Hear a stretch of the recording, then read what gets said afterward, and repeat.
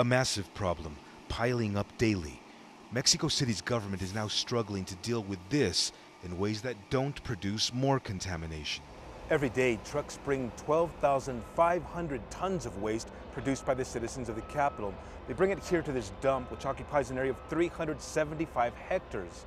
And the garbage is piled 12 meters high, making this one of the 3 largest dumps in the world. Facing political pressure from the federal government to close down the dump, the mayor is seeking high-tech solutions. Ideas are pouring in from more than 20 international waste management companies, each vying for lucrative contracts to turn much of the city's garbage into electricity.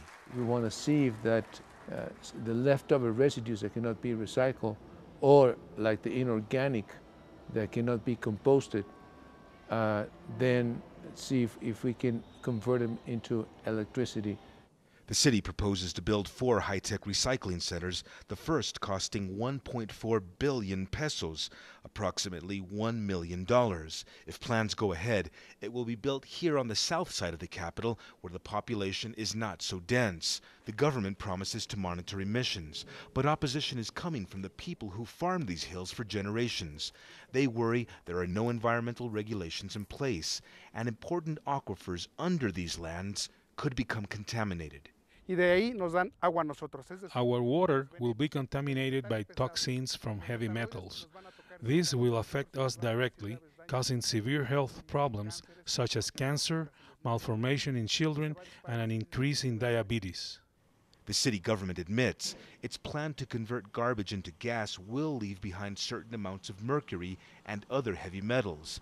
It's planning to bury much of that toxic waste underground in airtight bags. This toxicologist says his main concern is airborne carcinogens.